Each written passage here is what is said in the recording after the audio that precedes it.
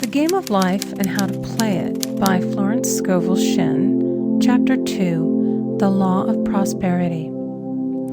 Yea, the Almighty shall be thy defense, and thou shalt have plenty of silver. One of the greatest messages given to the race through the Scriptures is that God is man's supply, and that man can release through his spoken word all that belongs to him by divine right. He must, however, have perfect faith in his spoken word. Isaiah said, "My word shall not return unto me void, but shall accomplish that whereunto it is sent." We know now that words and thoughts are a tremendous vibratory force, ever molding man's body and affairs. A woman came to me in great distress and said she was to be sued on the 15th of the month for $3,000. She knew no way of getting the money and was in despair. I told her that God was her supply and that there is a supply for every demand. So I spoke the word. I gave thanks that the woman would receive $3,000 at the right time in the right way. I told her she must have perfect faith and act her perfect faith. The 15th came, but no money had materialized. She called me on the phone and asked what she was to do. I replied, "It is Saturday, so they won't sue you today. Your part is to act rich, thereby showing perfect faith that you will receive it by Monday."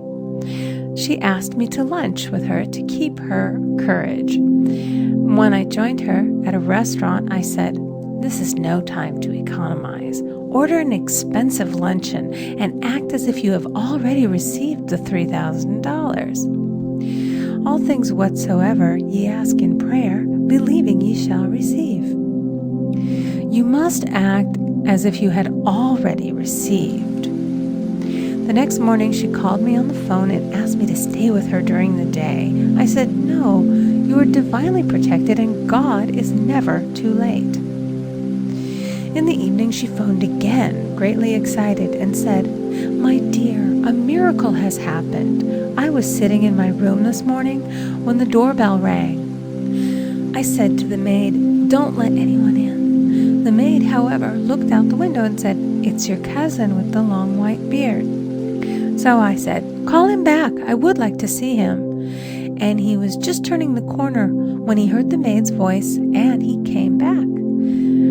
He talked for about an hour, and just as he was leaving, he said, 'Oh, by the way, how are finances?' I told him I needed the money, and he said, 'Why, my dear, I will give you $3,000 the first of the month.' I didn't like to tell him that I was going to be sued. What shall I do? I won't receive it till the first of the month, and I must have it tomorrow. I said, 'I'll keep on treating.' I said, 'Spirit is never too late. I give thanks that she has received the money on the invisible plane and that it manifests on time.' The next morning, her cousin called her up and said, 'Come to my office this morning, and I will give you the money.' That afternoon, she had $3,000 to her credit in the bank and wrote checks as rapidly as her excitement would permit. If one asks for success and prepares for failure, he will get the situation he has prepared for. For example, a man came to me asking me to speak the word that a certain debt would be wiped out. I found he spent his time planning what he would say to the man when he did not pay his bill, therefore neutralizing my words. He should have seen himself paying the debt.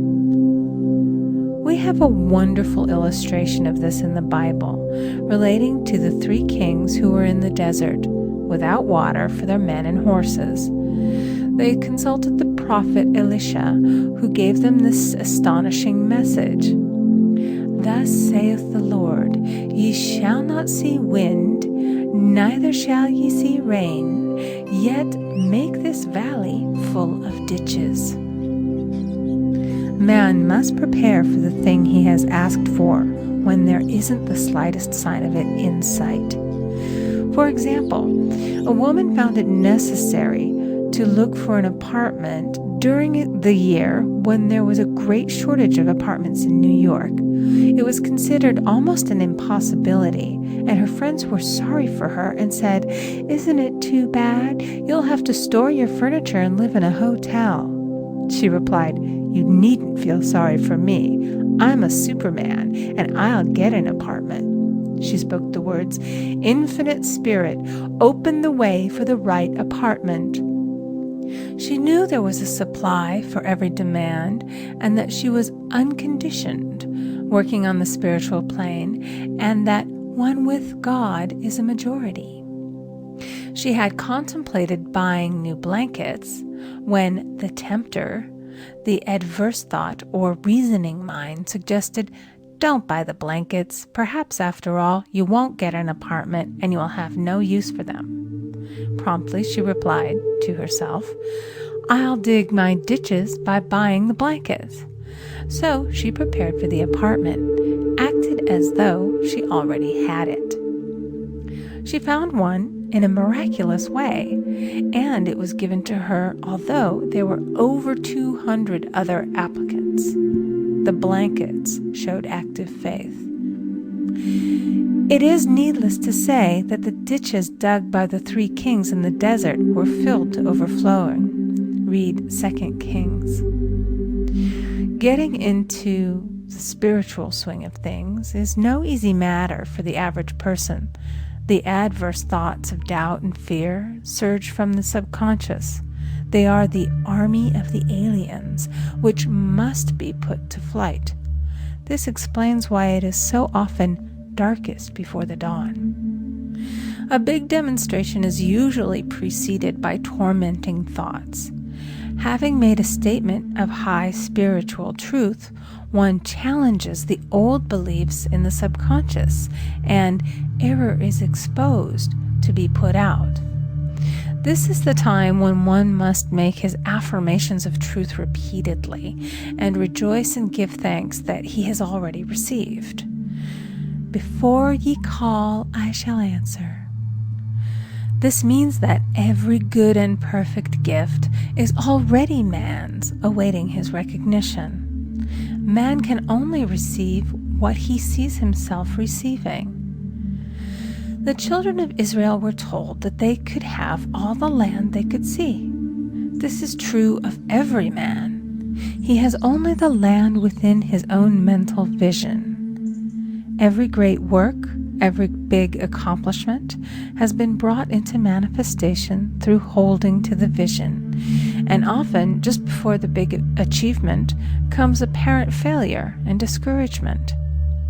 The children of Israel, when they reached the promised land, were afraid to go in, for they said it was filled with giants who made them feel like grasshoppers. And there we saw the giants, and we were in our own sight as grasshoppers. This is almost every man's experience. However, the one who knows spiritual law is undisturbed by appearance and rejoices while he is yet in captivity. That is, he holds to his vision and gives thanks that the end is accomplished. He has received.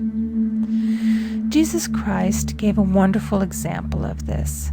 He said to his disciples, "Say not ye, there are yet 4 months, and then cometh the harvest? Behold, I say unto you, lift up your eyes, and look on the fields, for they are ripe already to harvest."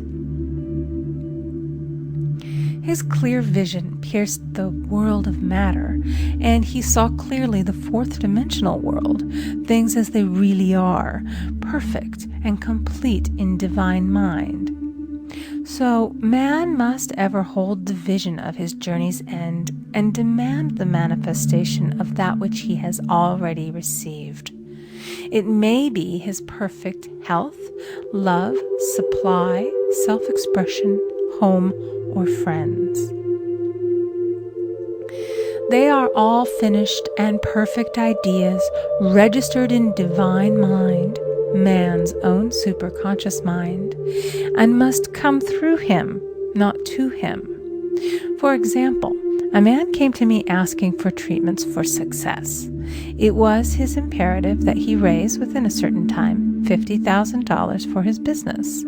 The time limit was almost up when he came to see me in despair. No one wanted to invest in his enterprise, and the bank had flatly refused a loan. I replied, "I suppose you lost your temper while at the bank, therefore your power. You can control any situation if you first control yourself." "Go back to the bank," I added, "and I will treat."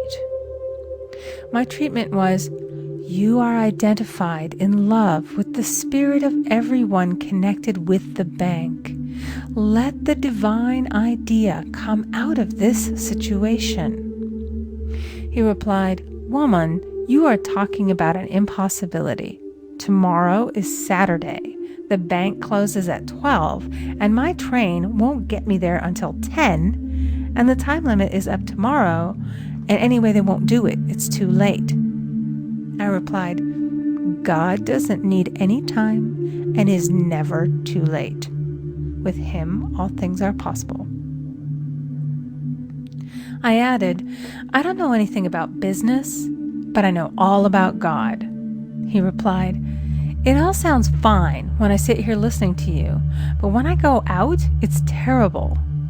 He lived in a distant city, and I did not hear from him for a week. Then came a letter. It read, "You were right. I raised the money, and I will never again doubt the truth of all that you have told me." I saw him a few weeks later, and I said, "What happened? You evidently had plenty of time after all." He replied, "My train was late, and I got there just 15 minutes to 12. I walked into the bank quietly, and I said, 'I have come for the loan.' And they gave it to me without a question." It was the last 15 minutes of the time allotted to him, and Infinite Spirit was not too late. In this instance, the man could never have demonstrated alone. He needed someone to help him hold the vision. This is what one man can do for another. Jesus Christ knew the truth of this when he said, "If two of you shall agree on earth as touching anything that they shall ask, it shall be done for them of my Father which is in heaven." One gets too close to his own affairs and becomes doubtful and fearful. The friend or healer sees clearly the success, health, or prosperity and never wavers because he is not close to the situation. It is much easier to demonstrate for someone else than for oneself, so a person should not hesitate to ask for help if he feels himself wavering. A keen observer of life once said, "No man can fail if some one person sees him successful."